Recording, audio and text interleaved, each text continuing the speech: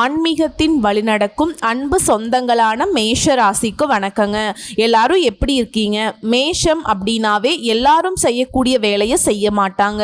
புதுமையான செயல்பாடுகளின் மூலம் அனைவராலும் விரும்பக்கூடியவங்க தான் இந்த மேஷ ராசி. மற்ற ராசிக்காரங்கெல்லாம் ஒரே மாதிரி யோசிக்கிறாங்கன்னு வச்சுக்கோங்களேன். ஒரு பொருள் வாங்கணும், ஓகேங்களா, அதுக்கான பணம் சேர்த்த உடனே அதை வாங்கணும்னு நினைப்பாங்க. ஆனால் மேஷ ராசிக்காரங்க புதுமையான சிந்தனைக்கு சொந்தக்காரங்க இல்லையா? இவங்க மனசு புதுசா யோசிச்சுக்கிட்டே இருக்கும். ஃபர்ஸ்ட் வாங்கலான்னு பிளான் பண்ணுவாங்க. அந்த காசை பார்த்தீங்கன்னாக்க அந்த பொருளை வாங்க போயிட்டு திடீர்னு பார்த்தீங்கன்னாக்க செலவு பண்றதை விட ஏதாவது இன்வெஸ்ட்மெண்ட் பண்ணலாம் அப்படிங்கிற மாதிரி யோசிப்பாங்க. ஸோ பல வகைகளில் அந்த பணத்தை பெருக்கிறதுக்கு இவங்க முற்படுவாங்க. பிஸ்னஸ் பண்றதுக்கெல்லாம் மேஷராசி அடிச்சுக்க ஆட்களே கிடையாதுங்க. ஏன்னா கடினமான உழைப்புக்கு சொந்தக்காரங்க. நேரம் காலம் பார்க்க மாட்டாங்க. ஊர் உலகம் முழுக்க சுத்தி மார்க்கெட்டிங் பண்ணணுமா, ஊர் உலகம் எல்லாம் சுத்தி பிசினஸ்க்காக அலையணுமா, அலைவாங்க. முடிவுல மேஷம் எதிர்பார்க்கிறது என்ன தெரியுமா? வெற்றி. இதுக்காக எவ்வளவோ கஷ்டப்பட்டாலும் பரவாயில்ல. அதே மாதிரி இவங்க தோற்றம் எப்படி இருக்கும் தெரியுங்களா? இவங்க புன்னகை பூ மாதிரி இருக்கும். ஒரு பூ சிரிச்சா எப்படி இருக்கும் அந்த மாதிரியான முகபாவனைகளும் எடுத்த காரியத்தை எப்படியாவது முடிச்சணுங்கிற அபார சக்தியும் இருக்கும். எதற்கும் பயப்பட மாட்டாங்க. அஞ்சாம போராடி வெற்றி பெறக்கூடிய வேங்கைக்கு இணையானவங்க. தன்மானம் உடையவங்க. யாரையும் சார்ந்து ஒரு நாளும் வாழ மாட்டாங்க. இதுதான் மேஷம். அதனால பல பேர் சொல்லுவாங்க, அட இவனா, நீ பாரு 10 பைசா இல்லைனாலே கௌரவத்துக்கு ஒன்றும் குறைச்சல் இல்லை, இப்படியெல்லாம் மற்றவங்க பேசுவாங்க. அதை பற்றி அவசியமே கிடையாதுங்க. 10 பைசா இல்லைனாலும் பரவாயில்ல, நான் உங்ககிட்ட நிற்கல, இதுதான் நாங்கள் இல்லைங்களாங்க. ஸோ இப்படிப்பட்ட குணம் கொண்ட மேஷத்திற்கு 38 ஆண்டுகளுக்கு பிறகு எதிர்பாராத 12 முக்கிய திருப்பங்கள் மேஷ ராசி வாழ்க்கையில் காத்துக்கிட்டு இருக்கு. திருப்பங்கள் அப்படின்னாக்க நம்ம இப்படி ஒரு திருப்பி அப்படி ஒரு திருப்பி நம்ம வாழ்க்கை சுத்தமாக முடிச்சு விடுறது கிடையாதுங்க. ஒரு மாதிரி கஷ்ட நிலையில் போயிட்டுருக்கோம், கடினமாக உழைச்சிட்ருக்கோம். அதற்கான ரிசல்ட் கிடைக்காத விஷயங்களுக்கு ஒரு நல்ல திருப்பம்னு வச்சுக்கோங்களேன். ஸோ இதனால ஆல்ரெடி சொன்னேன் இல்லைங்களா, மேஷ ராசியை பொறுத்த வரைக்கும் எல்லாருமே என்னன்னா உங்களுடைய கௌரவத்தை கூட அவங்க என்ன நினைப்பாங்கன்னா, ஆமா பெரிய கௌரவம் அப்படின்னு பேசுவாங்க. ஆமா பெருசா இவன் செஞ்சுட்டான் இப்படிலாம் பேசுவாங்க. ஏன்னா அவங்களால செய்ய முடியாத வேலையை மேஷம் செய்யும். அவங்களால கடைபிடிக்க முடியாத ஒழுக்கத்தை நீங்க கடைபிடிப்பீங்க. ஸோ இப்படிப்பட்ட நிலையில இருந்தாலும் இந்த திருப்பங்கள் அப்படிங்கிறது அவங்களுக்கு இன்னும் சொந்த பந்தங்கள் நல்லாவே புரளி பேசக்கூடிய அளவுக்கு அவங்களுக்கு நீங்க கண்டென்ட் கொடுக்க போறீங்க. அந்த அளவுக்கு நல்லா இருக்க போறீங்க. ஏகபோக வாழ்க்கைக்கு 2 கிரகங்கள் பொறுப்பேற்கிறாங்க.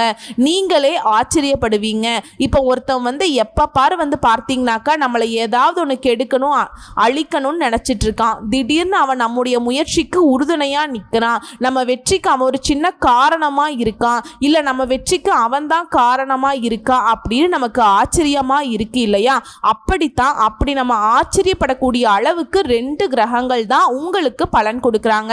அது யாரு என்னங்கிறத தெளிவா பார்க்கலாங்க. அதாவது நமக்கு நடக்கக்கூடிய நல்லதுக்கும் கெட்டதுக்கும் பார்த்தீங்கன்னா நவ கிரகங்களுடைய அமைப்பை வச்சுதான் ஜோதிடத்துல நாங்க உங்களுக்கான பலன்களை கணிப்போம், சரிங்களா? அதே மாதிரி உங்க ஜாதகத்தை வச்சு பார்க்குற மாதிரியே இந்த பெயர்ச்சிகளும் அதாவது கிரகங்களோட பெயர்ச்சியுமே பார்த்தீங்கன்னாக்க முக்கியமான விஷயம். இது எல்லாருக்கும் தெரிஞ்சதுதான். ஒரு கிரகம் அப்படின்னாவே நம்ம எப்படி ஒரு இடத்துல இருந்து ஒரு இடத்துக்கு நகர்ந்துக்கிட்டே இருக்கோமே, அதே மாதிரி தான் ஒவ்வொரு கிரகங்களும் ஒவ்வொரு குறிப்பிட்ட கால இடைவெளியில் நாளுக்கு நாள் மாறுவாங்க. அந்த மாதிரி இருக்காங்க. அதே மாதிரி மாதத்துக்கு, வருஷத்துக்கு, 2.5 வருஷத்துக்கு, இந்த மாதிரி பல வருடங்கள் கழித்தெல்லாம் கூட மாற்றம் அடக்கூடிய கிரகங்கள் இருக்காங்க. ஸோ இந்த கிரகங்களுடைய பெயர்ச்சியின் காரணமாகவும் நமக்கு நல்லது கெட்டது தீர்மானிக்கப்படும். ஒருத்தருக்கு கெட்டதே நடந்துட்டு இருக்குனாக்கா திடீர்னு ஒரு கிரகம் இடம்பெயர்ச்சி ஆகிறப்ப அந்த முழுமையான கெட்டது முழுசா நல்லதா மாறதுக்கு வாய்ப்பு இருக்கு. அதுதான் நாங்க என்ன ராஜயோகம்னு சொல்லுவோம், திடீர் அதிர்ஷ்டம்னு சொல்லுவோம். ஸோ இப்படி நாம இந்த மாதிரி பெயர்ச்சிகள்ல பார்த்தீங்கன்னாக்கா ரொம்ப இம்பார்ட்டனா எதிர்பார்க்கிறதுனாக்கா குரு பெயர்ச்சி. இப்போ இவர் வந்தா நல்லா இருக்கும்பா, அது மாதிரி சுக்கிர பயிற்சி சூப்பரா இவர் வந்துட்டா போதும், நம்ம வாழ்க்கை நல்லா இருக்கும் அப்படின்னு பொதுவா நம்ம எல்லாரும் எதிர்பார்க்கக்கூடிய விஷயம். அதே மாதிரி சனி பயிற்சி வந்தா அப்பா இவர் எங்க வந்து உட்காரோரோ தெரியலையே, இவர் வந்த வருஷம் வந்துட்டார்னா என்ன பண்ணுவாரோ தெரியலையே அப்படின்னு பயப்படுவோம். அது இந்த மனுஷன் வந்து 2.5 வருஷத்துக்கு நம்மளை விட்டு போக மாட்டாரே, ஆட்டி படைச்சிருவாரே அப்படின்னு யோசிப்போம். ஸோ அதே மாதிரி சனீஸ்வர பகவானுக்கு அடுத்தபடியாக நம்ம பயப்படுறது யாருக்குன்னா ராகுவிற்கும் கேதுவிற்கும். ஆனால் இவங்க வந்து பார்த்தீங்கன்னாக்கா ஒரு சர்ப்ப கிரகங்கள், அதாவது பாம்பு கிரகங்கள், பாவ கிரகம், நிழல் கிரகம் நாங்கள் ஜோதிடத்தில் சொல்லுவோம். ஆனால் இவங்க 2 பேருமே எப்பேற்பட்டவங்க அப்படின்னா இவங்க இருக்கக்கூடிய இடத்துக்கு தகுந்த மாதிரி தான், அதாவது தனது நிலைக்கு ஏற்றபடி தான் இந்த 2 கிரகங்களுமே சுப பலன்களையும் கொடுப்பாங்க, அசுப பலன்களையும் கொடுப்பாங்க. 2மே கொடுக்க தெரிஞ்சவங்க. சிவபெருமான் மாதிரி ஆக்கவும் தெரியும் அழிக்கவும் தெரியுங்கிற மாதிரி இவங்க 2 பேருக்கும் வந்து பார்த்தீங்கன்னாக்கா அவங்க எந்த இடத்துல இருக்காங்களோ அதுக்கு தகுந்த மாதிரி நல்லது செய்வாங்க. நல்லவன் கூட இருந்தால் நல்லது செய்வாங்க, கெட்டவன் கூட இருந்தால் கெட்டது செய்வாங்க. ஆனால் சிறப்பாக செய்வாங்க. புரியுதுங்களா? நல்லது செய்யணும்னு முடிவு பண்ணிட்டா உங்களை எந்த அளவுக்கு நல்லா வச்சுக்கணுமோ அந்த அளவுக்கு நல்லா வச்சுப்பாங்க. கெட்டது செய்யணும்னு முடிவு பண்ணிட்டா உங்களை எந்த அளவுக்கு சீரழிக்கணுமோ அந்த அளவுக்கு சீரழிச்சிருவாங்க. ஸோ இப்போ இவங்க உங்களுக்கு சுபத்தை கொடுக்க போறாங்களா, அந்த சுபத்தை வந்து எப்படி மாற்ற போகிறாங்க, அசுபமாக கொடுக்க போகிறாங்களா? பொதுவாகவே ராகு கேது பயிற்சி அப்படின்னாவே எல்லாரும் நம்ம நினைக்கிறதுப்பா இவங்களால இன்னைக்கு நம்ம கெட்டது மட்டும்தான் நடக்க போகுது அப்படின்னு பயந்துட்டு இருக்கோம். பட் பயப்படவே வேணாம். இந்த ராகு கேது பயிற்சிங்கிறது விசுவாவசு வருடம் சித்திரை மாதம் 13ஆம் தேதி, அதாவது ஆங்கில வருடத்தில் 26/4/2025 மாலை 4:28 பூரட்டாதி நட்சத்திரம் 3ஆம் பாதத்திலிருந்து கும்ப ராசிக்கு ராகுவும், உத்திர நட்சத்திரம் 1ஆம் பாதத்திலிருந்து சிம்ம ராசிக்கு கேதுவும் பயிற்சியாக போகிறாங்க. ராகுவும் கேதுவும் மற்ற கிரகங்கள் மாதிரி முன்னோக்கி நகரக்கூடியவங்க கிடையாது, பின்னோக்கி நகரக்கூடியவங்க. ஆனால் இந்த கிரகங்கள் தான் நம்ம வாழ்க்கையில் நம்ம முன்னோக்கி செல்ல வழிகாட்டுவாங்க. ஓகேங்களா? ஸோ இப்படி நடைபெறக்கூடிய இந்த ராகு கேது பயிற்சியின் விளைவாக மேஷ ராசிக்கு பலன்கள் அப்படிங்கிறது பார்த்தோம்னா உங்கள் வாழ்க்கையில் நடக்கக்கூடிய 12 திருப்பங்கள் என்னன்னு தெளிவாக பார்க்கலாங்க. அதுக்கு முன்னாடி இந்த ராகு கேது பயிற்சி நடந்த பின்னாடியே எல்லாருமே ஏதாவது ஒரு நவ கிரகங்களோட ஸ்தலங்களுக்கு போயிட்டு வராங்க. குறிப்பாக ராகுவினாலும் கேதுவினாலும் எனக்கு நல்லது மட்டுமே நடக்கணும்னு சொல்லி வழிபாடு செஞ்சுட்டு வாங்க, நல்லது நடக்கும். இந்த ராகு கேது பயிற்சி கூட வாக்கிய பஞ்சாங்கத்தின்படி ஏப்ரல் 26ஆம் தேதியும் திருக்கணித பஞ்சாங்கத்தின்படி மே மாதம் 18ஆம் தேதியும் தான் நடக்க போகுது. இந்த ராகு கேது பயிற்சியை பொறுத்த வரைக்கும் மேஷராசிக்காரர்களுக்கு கிடைக்கக்கூடிய பலன்கள் அப்படிங்கிறது ஜோதிட சாஸ்திரப்படி பொதுவாக நாங்கள் சொல்லணும்னா நிழல் கிரகம், சர்ப்ப கிரகம் இவங்க இடத்த மாற்றக்கூடியது ஒரு குறிப்பிட்ட கால இடைவெளியில். அதே மாதிரி தான் இந்த வருஷத்துடைய சிறப்பாக பார்த்தோம்னா சனி பயிற்சியும் இருக்குது, குரு பயிற்சியும் இருக்குது, ராகு கேதுவுமே பயிற்சி ஆகிறாங்க. இந்த சனி பயிற்சியும் சரி குரு பயிற்சியும் சரி தனிப்பட்ட முறையில். ஆனால் இந்த ராகு கேது பயிற்சி அப்படிங்கிறவங்க சந்திரன் மற்றும் சூரியனால கிரகணம் ஏற்படும் போது நிழல் கிரகங்களாகத்தான் இந்த ராகு கேது உருவாகினாங்க. ஓகேங்களா? ஸோ இவங்க மேஷ ராசிக்கு தரக்கூடிய பலன்கள் அப்படின்னா மேஷ ராசிக்கு 11ஆம் இடத்துல ராகு, 5ஆம் இடத்துல கேது இந்த இடங்கள்ல அமர்ந்து சவாலான காரியங்களையும் சர்வ சாதாரணமாக இனி செய்து முடிக்க உங்களை பலப்படுத்துறாங்க. ஓகேங்களா? ராகு பகவானை பொறுத்த வரைக்கும் மேஷ ராசிக்கு நல்லதொரு முன்னேற்றத்தையும், கேது பகவானை பொறுத்த வரைக்கும் தகுந்த அனுபவங்களையும் தந்து உங்களை வழிநடத்த போறாங்க. இந்த 2 விஷயத்திலிருந்து மேஷராசி புரிஞ்சுக்க வேண்டிய விஷயம் என்ன தெரியுமா? இவங்க 2 பேரும் உங்களுக்கு முழுக்க நல்லதையே பண்ண போறாங்க.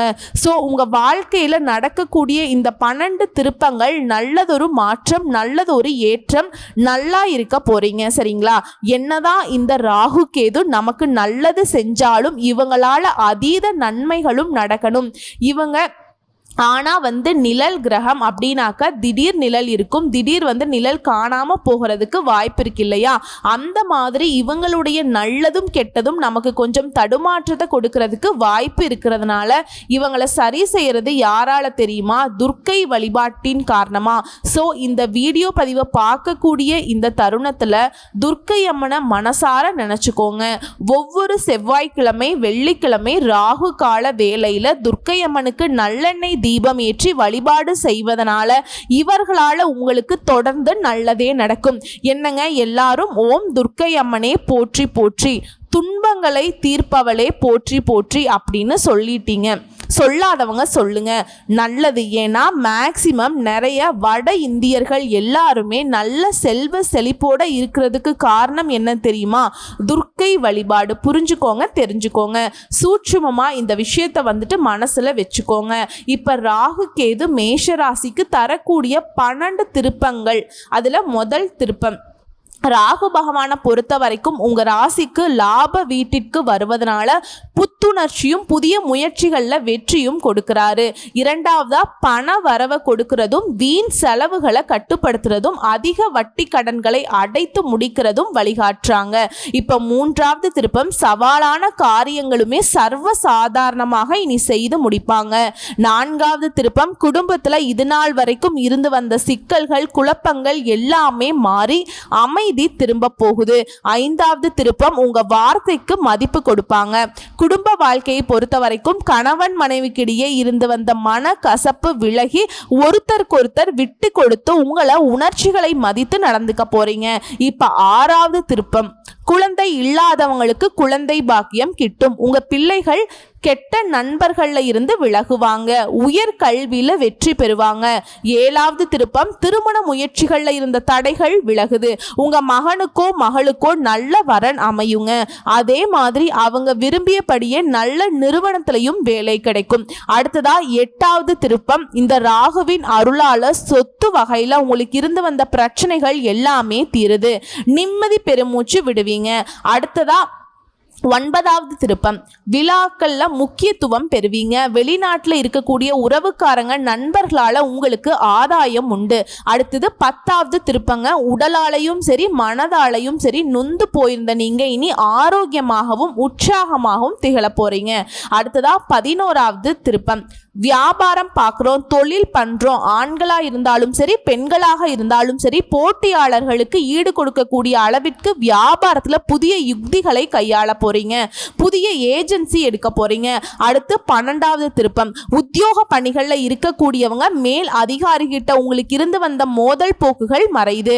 கலைத்துறையில் இருக்கவங்களுக்கு வேற்றுமொழி வாய்ப்புகள் கிடைக்கும். சம்பள பாக்கிகள் கைக்கு வரும். அதாவது வருமானத்திற்கு குறைவிருக்காது. நிறைவான பண உங்களுக்கு உண்டு.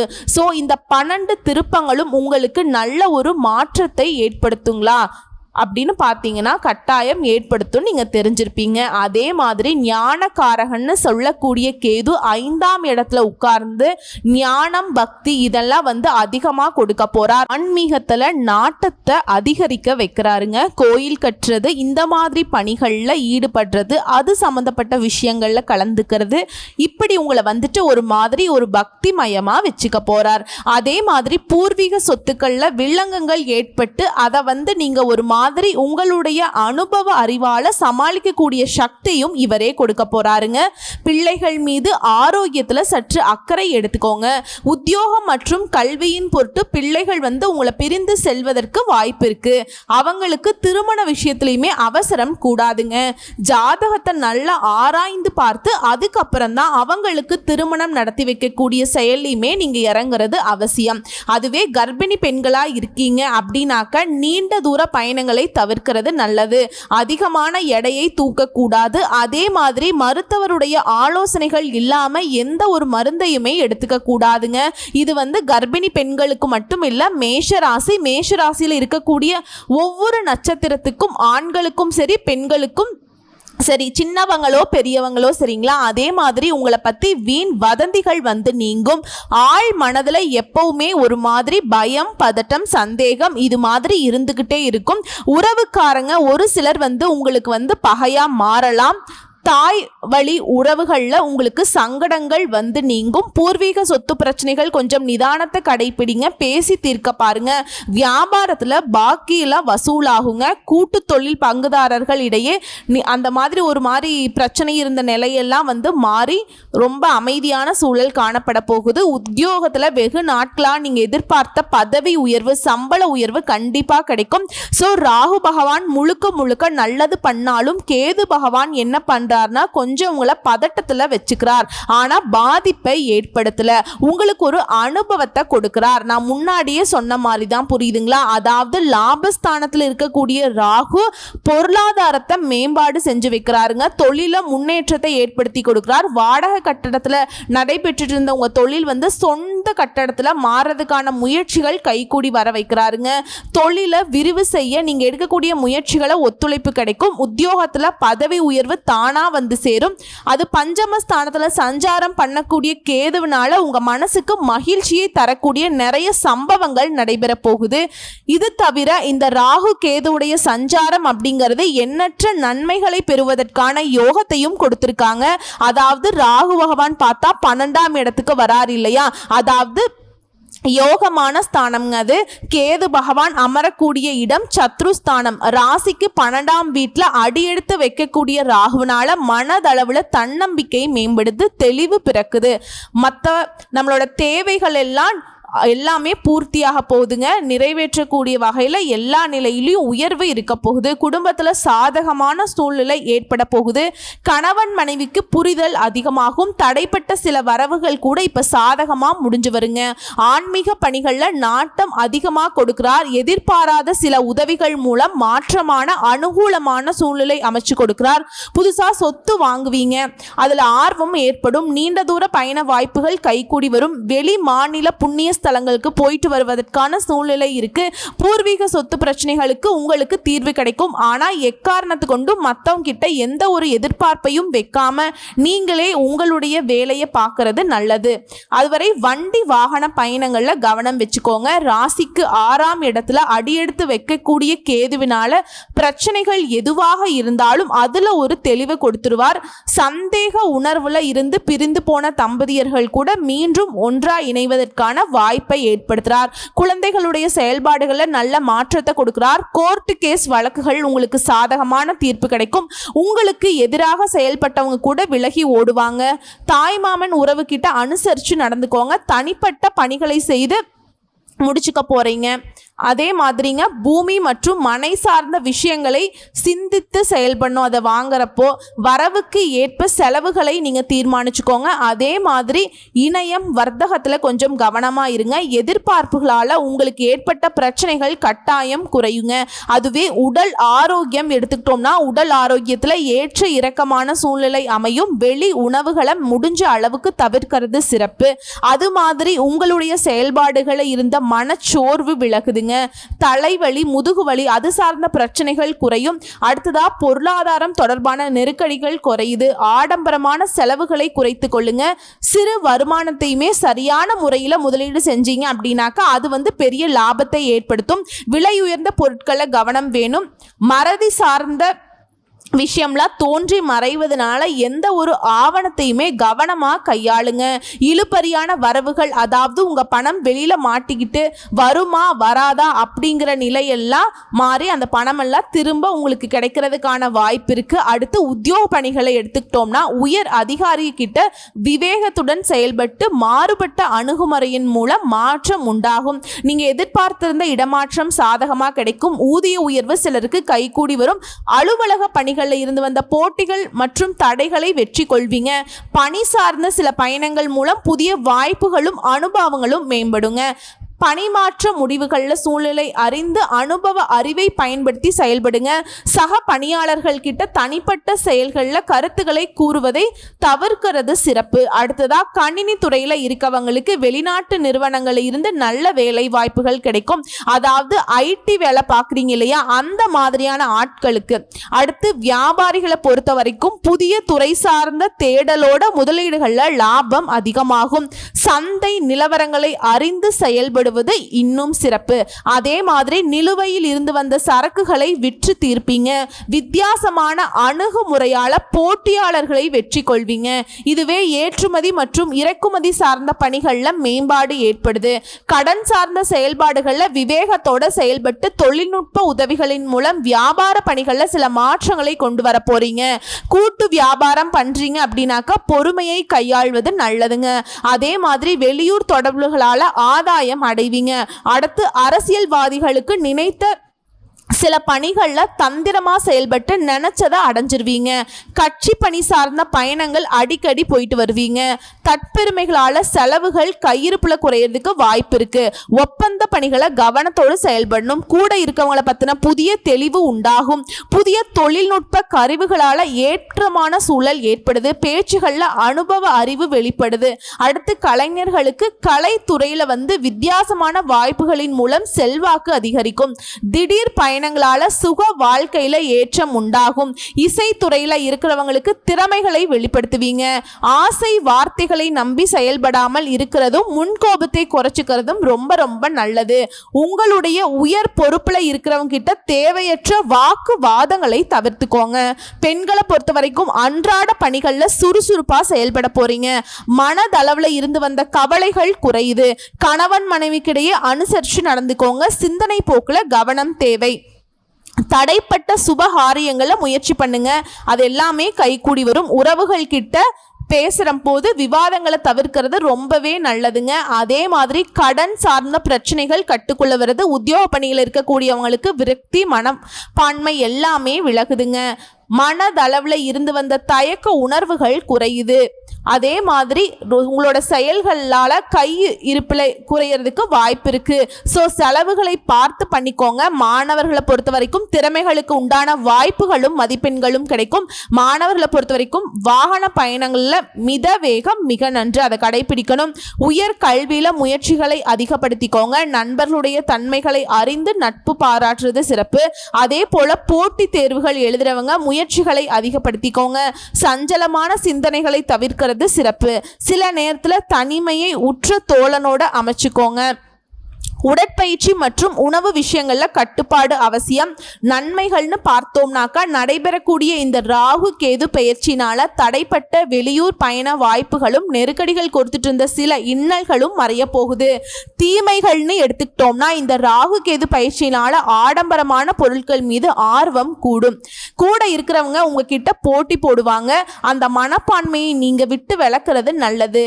நீ போட்டி போடுறியா, நான் உங்ககிட்ட போட்டி எல்லாம் போடலப்பா, நீயே இருந்து அப்படின்னு சொல்லிட்டு ஒதுங்கிருங்க. அதே மாதிரி நீங்க இந்த ராகு கேது பயிற்சி காலத்துல வழிபாடு செய்ய வேண்டிய ஸ்தலங்கள்னு பார்த்தோம்னா திருக்காலச்சேரியில வீற்றிருக்கக்கூடிய நாகநாதரை வழிபாடு செய்ய நீண்ட நாட்களாக உங்களுக்கு இருந்து வந்த இன்னல்கள் மறையும். அது போலவே வாராகி அம்மனுக்கு அகழ்விளக்கேற்றி வழிபாடு செய்வதன் மூலம் மனதளவில் இருந்த மனக்குழப்பங்களும் நீங்கி தெளிவு பிறக்கும். மேலும் ஒரு முறையாவது திருவாரூர் மாவட்டத்துக்கு அருகில் அமைந்திருக்கக்கூடிய திருப்பாம்புரம் தலத்துக்கு குடும்பத்தோட போயிட்டு வழிபாடு செஞ்சுட்டு வாங்க. அதே மாதிரி ஞாயிற்றுக்கிழமையில ராகு கால வேளையில அருகில் இருக்கக்கூடிய சிவாலயம் சென்று நவகிரக சன்னதியில இருக்கக்கூடிய ராகு பகவானுக்கும் கேது பகவானுக்கும் விளக்கேற்றி வழிபாடு செய்வதனால மேலும் இந்த இரண்டு கிரகங்களுடைய திருவருள்கள் கைகூடி வரணுங்க. சதுர்த்தி தினங்கள்ல விநாயகப் பெருமானுக்கு அருகம்புல் மாலை சாற்றி வணங்குவதனாலையும் நல்லதே நடக்கும், நல்லது மட்டுமே நடக்கும். இப்ப தனிப்பட்ட முறையில நட்சத்திர பலன்களும் ஒரு வரியில பலன் சொல்றேங்க. அஸ்வினி நட்சத்திரம் முயற்சிகளில் வெற்றி பெறுவீங்க. அடுத்ததா பரணி நட்சத்திரம் நினைச்சது நடக்கும். மூன்றாவது கார்த்திகை நட்சத்திரம் மகிழ்ச்சி அதிகரிக்கும். இப்போ முன்னாடி ஒரு பரிகாரம் சொன்ன இல்லைங்களா, இந்த திருக்காலச்சேரி அப்படின்னு சொன்னேன்ல, அது நாகப்பட்டினம் மாவட்டத்தில் இருக்குங்க. இந்த ராகு கேது தோஷத்துக்கு நீக்கிறதே இந்த பரிகாரம் தான் சொல்லுவாங்க. ஸோ அங்கே போயிட்டு வாங்க. அந்த கோயிலில் வீற்றிருக்கக்கூடிய நாகநாத சுவாமியை குடும்பத்தோடு போயிட்டு வழிபாடு செஞ்சுட்டு வாங்க. அந்த தோஷங்கள் எல்லாமே உங்களை விட்டு விலகிருங்க. வாழ்த்துக்கள்ங்க. ஒட்டுமொத்தமாக சொல்கிறேங்க, 100% மேஷராசிக்கு இந்த ராகுவும் கேதுவும் ஒரு வகையிலுமே உங்களுக்கு குறைவாக வைக்கலீங்க. உங்களுக்கு என்னென்ன விஷயங்கள் இத்தனை நாளாக மறைக்கப்பட்டதோ தெளிவில்லாமல் இருந்துச்சோ அது எல்லாத்தையுமே தெளிவுபடுத்தி உங்கள் வாழ்க்கை பிரகாசமாக மாற்றி வைக்கிறாங்க. வாழ்த்துக்கள்ங்க. இப்போ வரைக்கும் பார்த்தோம்னா ராகுவும் கேதுவும் உங்களுக்கு துணையாக தான் நிற்கிறாங்க. ஸோ வாய்ப்புகள் எல்லாத்தையும் பயன்படுத்திக்கோங்க. வாழ்த்துக்கள். நன்றி, வணக்கம்.